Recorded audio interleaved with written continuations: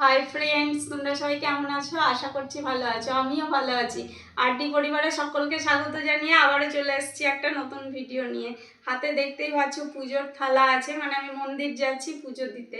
কি বলবো, আজকে মানে আমার জীবনে একটা বলতে পারো বিশেষ দিন, বিশেষ খুশির দিন।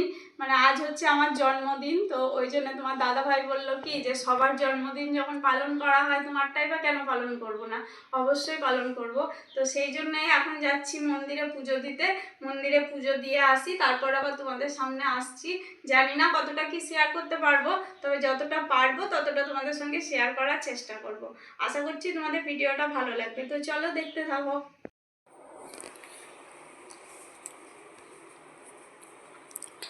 তো দেখো বন্ধুরা, আমি পুজো নিয়ে মন্দিরে চলে এসেছি। আস্তে আস্তে মন্দিরের ভেতরে প্রবেশ করছি।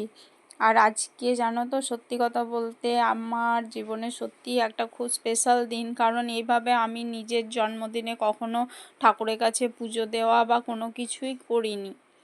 তো তারপরে বন্ধুরা খুব তাড়াহুড়োর মধ্যে মন্দিরের মধ্যে পুজো দিয়ে চলে আসতে হলো। কারণ হচ্ছে মন্দিরে সামনেই তো মায়ের পুজো আসছে কার্তিক মাসে, শ্যামা মায়ের। তো ওই জন্যে মন্দির মা আর ওই ঠাকুরটা হচ্ছে শিলামূর্তি, তো সব রং করা চলছে। ওই জন্যে একটু তাড়াহুড়োর মধ্যেই চলে এলাম, ভিডিও করতে পারিনি। আর তারপর রান্না টান্না করে কমপ্লিট করে তোমাদের দাদাভাই বললো যে চলো তাহলে পুজোর শপিংটা সেরে নেওয়া যাক। ওই জন্যে খুব তাড়াহুড়োর মধ্যে রান্না করেছি, তোমাদের সঙ্গে কিছুই শেয়ার করতে পারিনি। তারপর একদম চলে এসেছি পুজোর শপিং কেনাকাটার জন্যে। তো দেখো এখানে জিনিসপত্র সব পছন্দ করা চলছে। আমার ছেলে বলছে এটা নাও ওটা নাও, এরকম করে বায়না করছে। তো পুজোতে কি কি শপিং করলাম সেগুলো এখন তোমাদের সঙ্গে শেয়ার করব না বন্ধুরা, ওটার একটা আলাদা ভিডিও করব। তারপর একটা অন্য ভিডিওতে সেটা তোমাদের সঙ্গে শেয়ার করব। তো আমার ছেলে তার জিনিসগুলোকে পছন্দ করছে, ওর পছন্দই হচ্ছে না। আর আমার চ্যানেলে যদি কোনো নতুন বন্ধু এসে থাকো তো প্লিজ আমার চ্যানেলটা সাবস্ক্রাইব করে আমার পাশে থাকো, আমাকে এগিয়ে যেতে সাহায্য করো। আর তোমাদের কাছে একটা রিকোয়েস্ট বন্ধুরা, প্লিজ কেউ স্কিপ করে ভিডিওটা দেখবে না। যার যতটুকু ইচ্ছে সে ততটুকুই দেখবে। এটা হচ্ছে একদম সন্ধেবেলায় বন্ধুরা। আমি বারবার নিষেধ করলাম যে কেক আনার কোনো দরকার নেই, কিন্তু তোমাদের দাদাভাই আর আমার ছেলে কিছুতেই শুনছে না। তো ওরা বাপ ছেলে মিলে গিয়ে কেক নিয়ে এসছে। এখন সেই কেকটাকেই তোমাদের দাদাভাই আনবক্সিং করছে। আসলে কি বলো তো, এই বয়সে এসে কেক কেটে সেলিব্রেশন করাটা ঠিক ভালো লাগে না, তাই না? তো যাই হোক, ওরা শুনলো না। আর তোমাদের দাদাভাই ওটাকে জ্বালানোর চেষ্টা করছে, কিন্তু কিছুতেই জ্বালাতে পারছে না। দেখো এরপর আমরা ভয় খেয়ে গেছি বলতে পারো। এই না আগুনটা জ্বলে উঠেছে, আমিও ভয় খেয়ে গেছি, তোমাদের দাদাভাইও ভয় খেয়ে গেছে।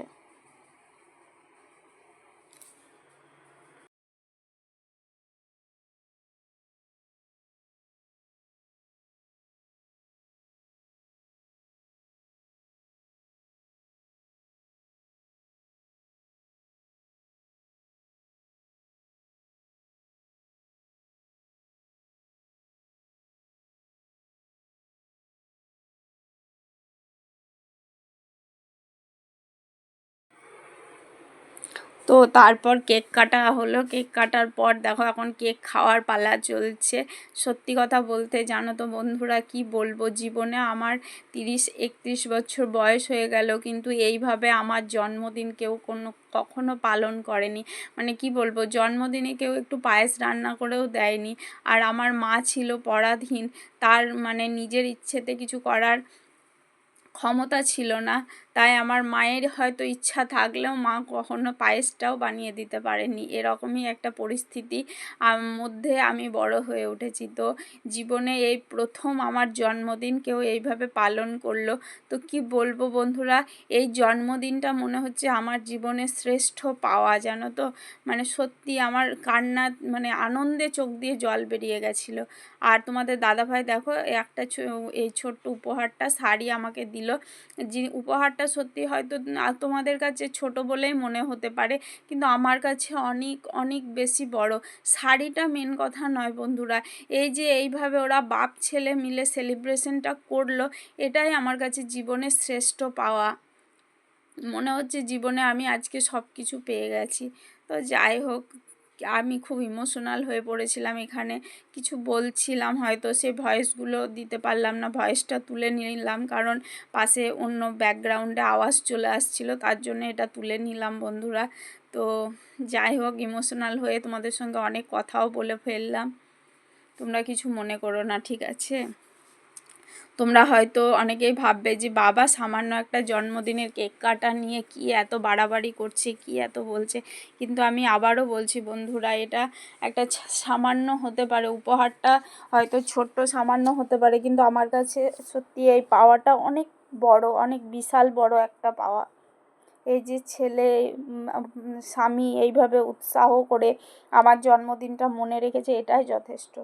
তো তারপর বন্ধুরা একদম চলে এসেছি রান্নাঘরে, কারণ রাত্রে আজকে হচ্ছে লুচি ছোলার ডাল। তো ছোলার ডালটা সিদ্ধ করে রেখেছি আর লুচিগুলোকে আগে ভেজে নিচ্ছি।